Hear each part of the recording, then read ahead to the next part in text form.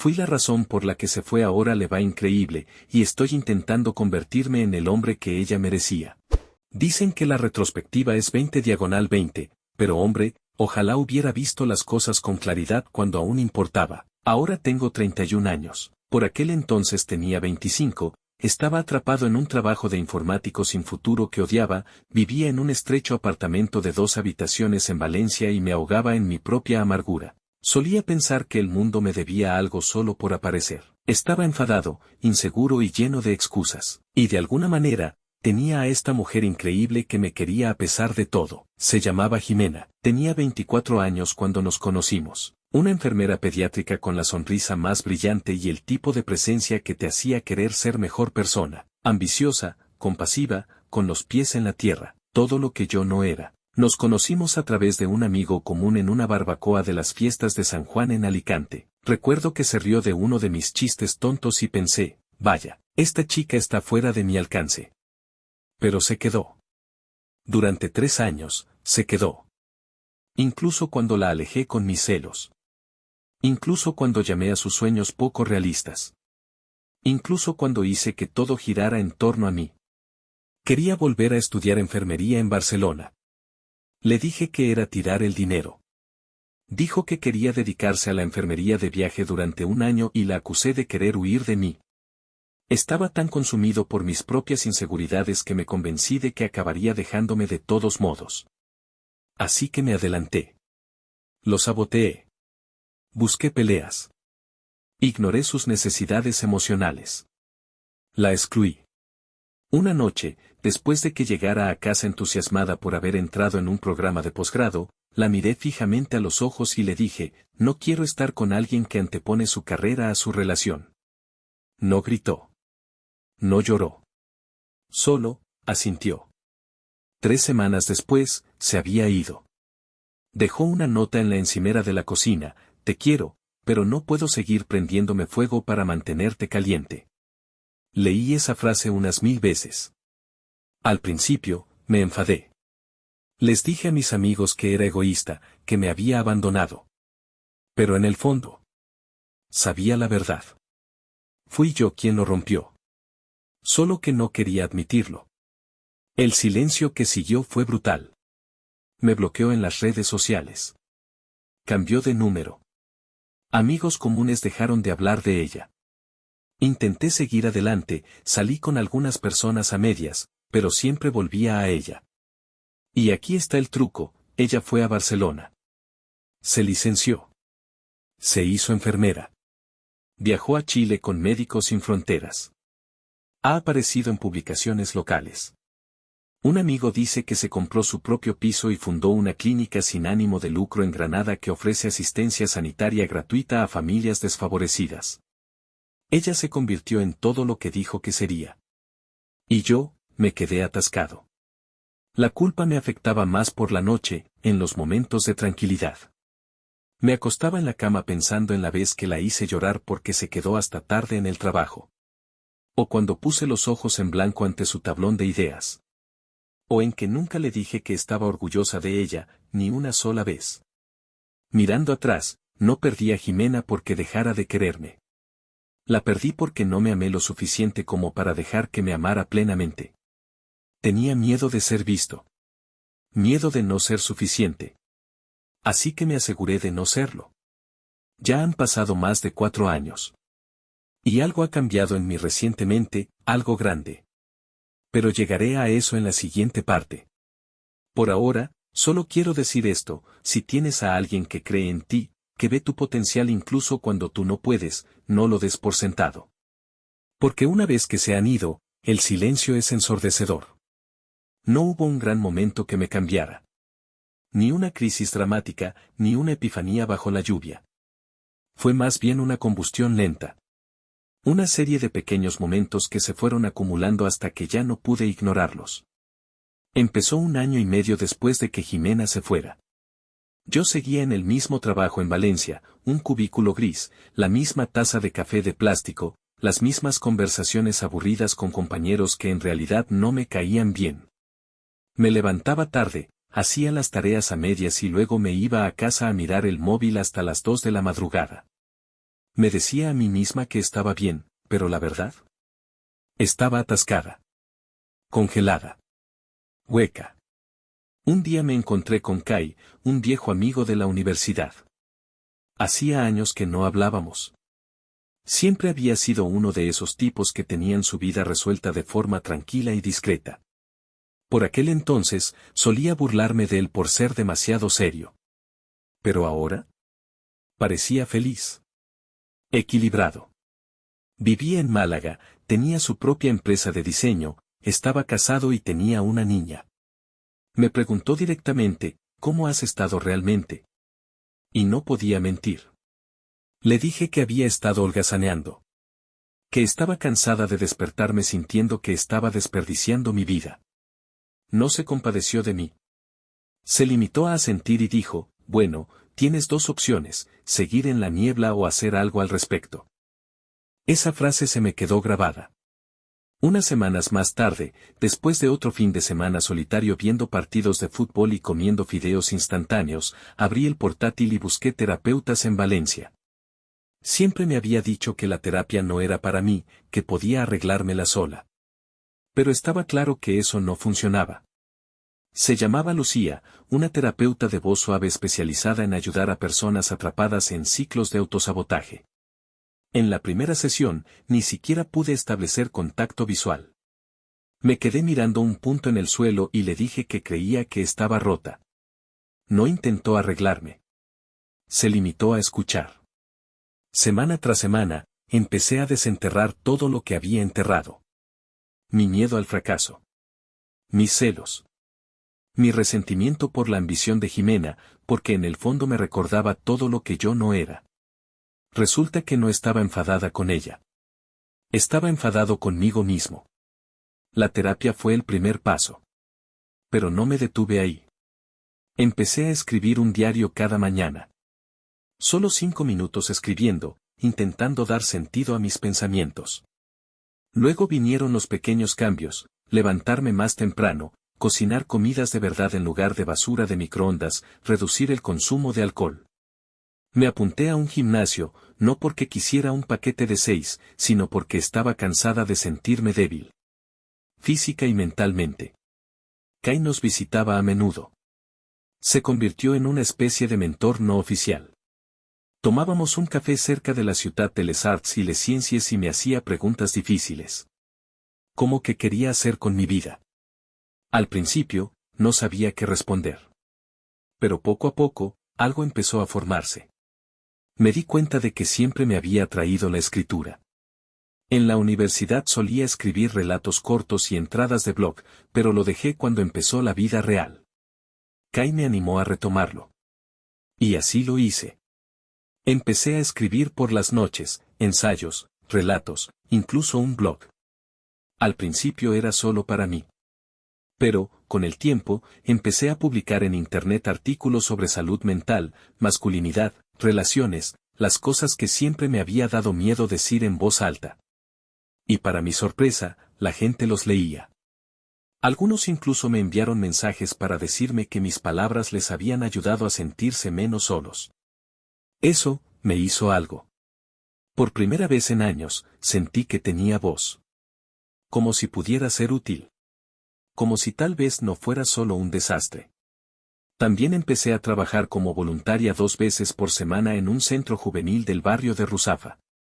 Ayudaba a los niños con los deberes, hacía deporte, era una presencia estable en sus vidas. Me mantenía con los pies en la tierra. Me recordó que el crecimiento no consiste solo en lo que uno hace por sí mismo, sino también en lo que uno hace por los demás. Sin embargo, la parte más difícil del viaje fue enfrentarme a mi pasado. Especialmente a ella. Había noches en las que me quedaba mirando el móvil, preguntándome si debía tenderle la mano. Solo un mensaje. Un hola, espero que te vaya bien. Pero no quería interrumpir su vida. No quería que pareciera que solo la llamaba porque la echaba de menos o, peor aún, porque quería recuperarla sin haberme ganado ese derecho. Así que esperé. Me centré en el trabajo. En convertirme en alguien a quien pudiera respetar cuando me mirara al espejo. Pero nunca dejé de pensar en ella. No de una manera desesperada, aferrándose. No se trataba de asuntos pendientes o de anhelar recuperarla. Se trataba de un cierre. De demostrarle, no con palabras, sino con lo que había llegado a ser, que ahora lo entendía. Que lo entendía. Que su partida había abierto algo en mí, y que había usado ese dolor para reconstruir, ladrillo por ladrillo. El punto de inflexión llegó la primavera pasada, cuando uno de los artículos de mi blog se hizo inesperadamente viral.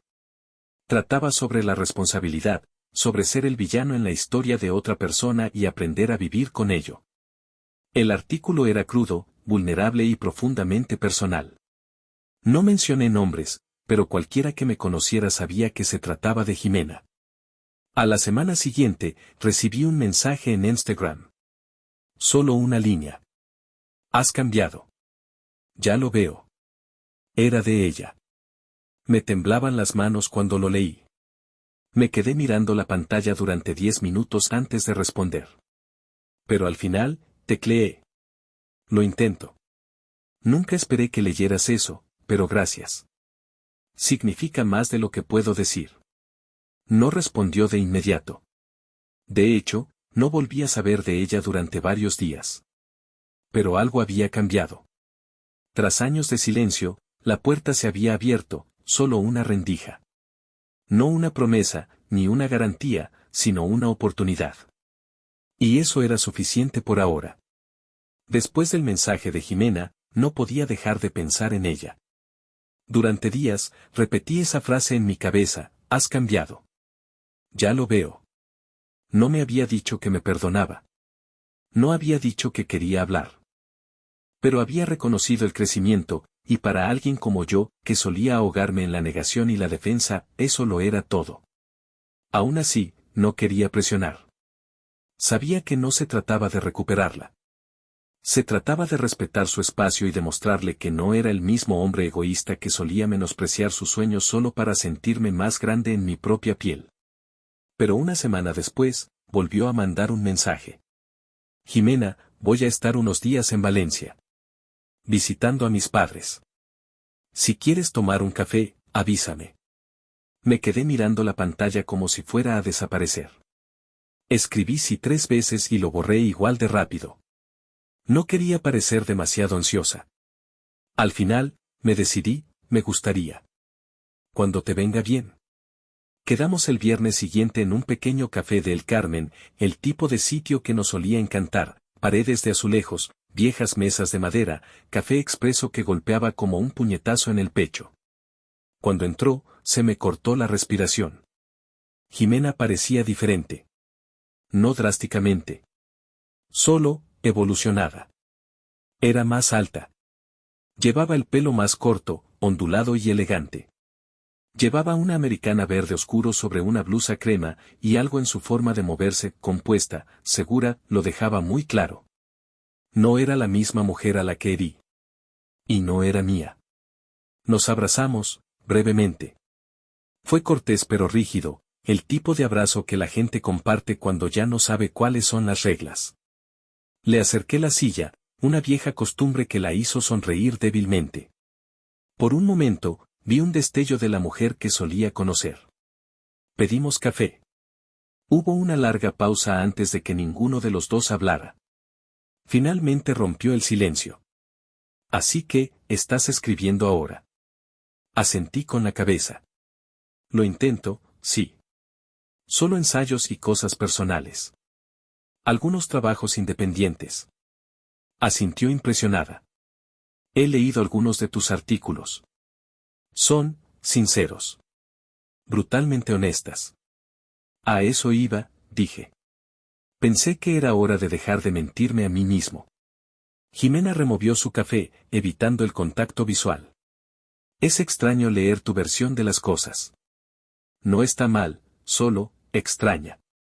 No supe qué responder, así que me limité a asentir. Luego levantó la vista. Ese último trozo. Sobre ser el villano. Lloré cuando lo leí. Se me hizo un nudo en la garganta. No lo escribí para hacerte llorar. Lo sé. Por eso me golpeó. Hablamos durante casi 2 horas. Me habló de su vida en Madrid, de cómo la habían ascendido en una empresa tecnológica y de cómo ahora dirigía un equipo de producto. Me enseñó una foto de su perra, Lola, un chucho desaliñado con enormes orejas. Su apartamento tenía balcón. Iba de excursión los fines de semana. Salía con alguien, un chico tranquilo llamado Martín, que trabajaba en educación. No era nada serio, pero tampoco nada. Le hablé de la terapia, del voluntariado, de cómo Kai me había ayudado a salir de la rutina. No traté de impresionarla. Solo dije la verdad. Supuse que había visto suficientes actuaciones mías para toda la vida. Y aún así, había algo allí. Una tensión. Un peso. En un momento dado, le pregunté, ¿me odias? No contestó de inmediato. No, dijo finalmente. No te odio.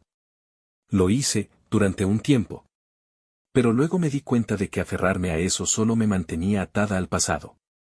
Lo dejé ir. Por mí. Exhalé por la nariz y asentí lentamente. Es justo.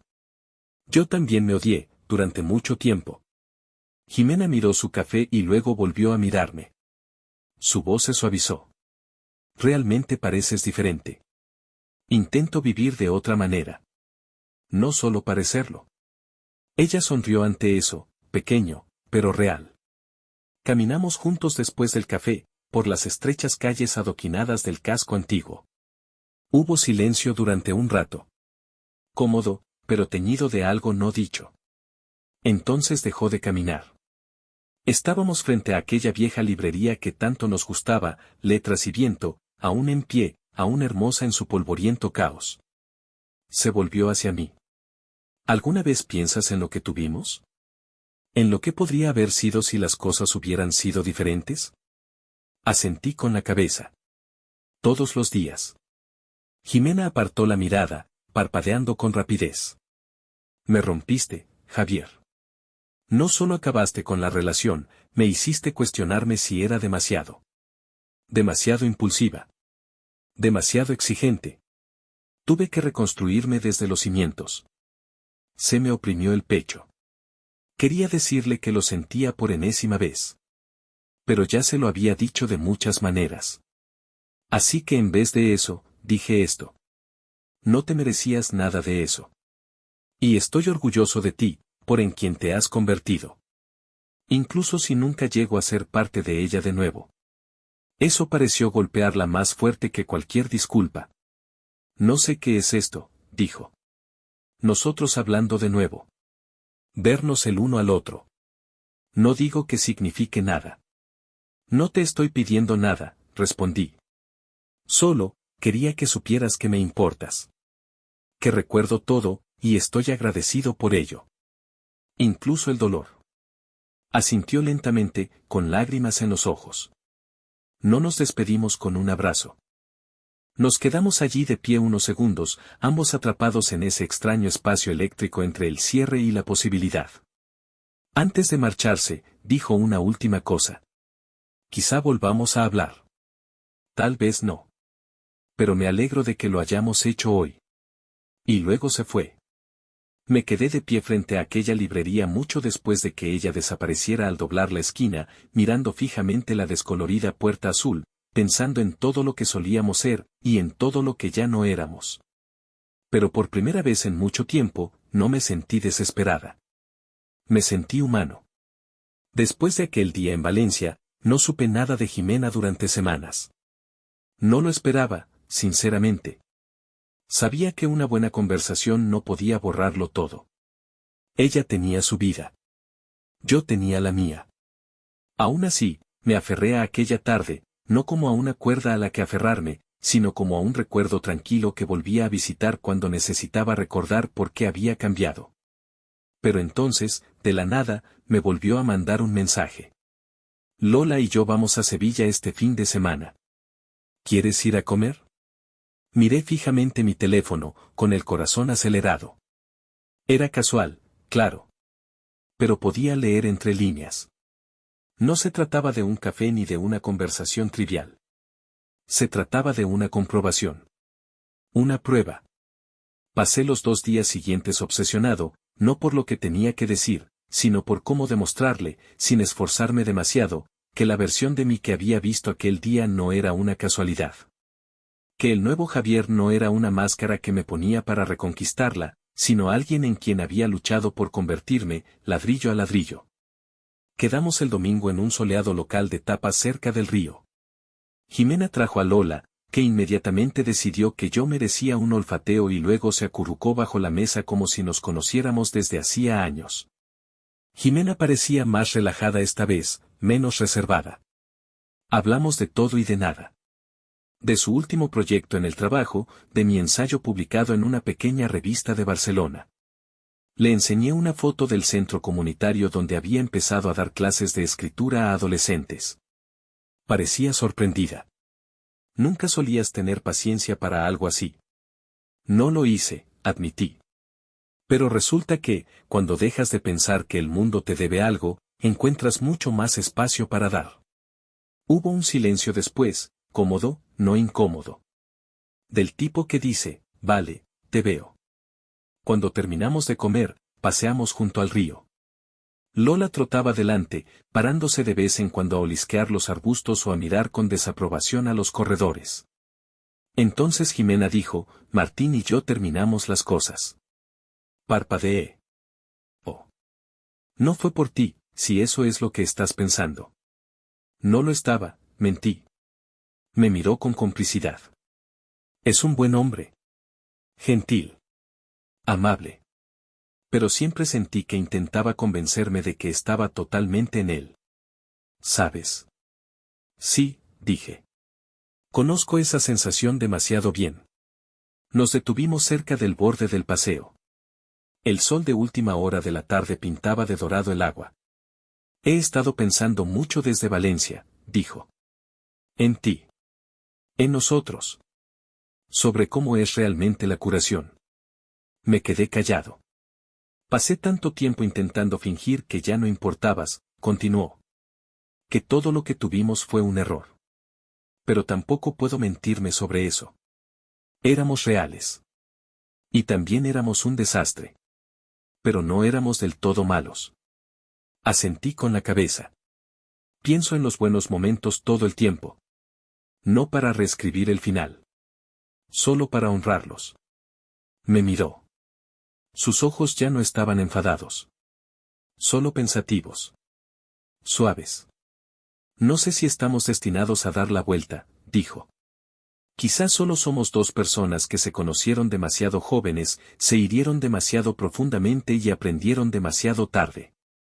Pero, ya no siento ese nudo en el estómago cuando hablo contigo. Eso es algo, dije con una sonrisa tranquila. Ese nudo solía ser parte de nuestro lenguaje amoroso. Se rió y luego se contuvo. Es raro, ¿verdad? Estar aquí otra vez.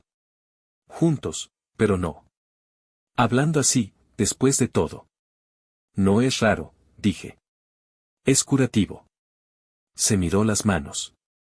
¿Todavía me amas? La pregunta me cayó como un peso en el pecho. Nunca dejé de hacerlo, dije. Pero el amor, para mí, solía significar posesión. Control. Ahora solo significa. Quiero cosas buenas para ti, sea o no yo una de ellas. Jimena tragó saliva y asintió. Nos quedamos un momento en silencio, observando el agua. Luego dijo, no estoy preparada para lanzarme a nada. Ni siquiera sé si alguna vez estaré lista contigo. Pero si alguna vez quieres quedar para tomar un café otra vez, o pasear a Lola, creo que me gustaría. A mí también me gustaría. No nos besamos. No hubo un abrazo dramático ni un crescendo emocional. Solo un silencioso entendimiento entre dos personas que habían cambiado demasiado como para volver atrás, pero quizá no demasiado como para seguir adelante, lentamente. Cuando nos separamos, Lola se volvió para mirarme antes de trotar tras Jimena. Fue como una pequeña bendición. Volví a casa sola, pero no solitaria. Más tarde, esa misma noche, me senté en mi balcón, observando cómo las estrellas se colaban en el cielo de Sevilla, y me di cuenta de algo. No necesitaba que Jimena me perdonara para seguir adelante. No necesitaba que volviera a enamorarse de mí para sentirme completo. Lo que necesitaba, lo que por fin tenía, era paz. De las que se ganan. El que surge cuando dejas de huir de lo que eras y empiezas a convertirte en lo que estabas destinado a ser.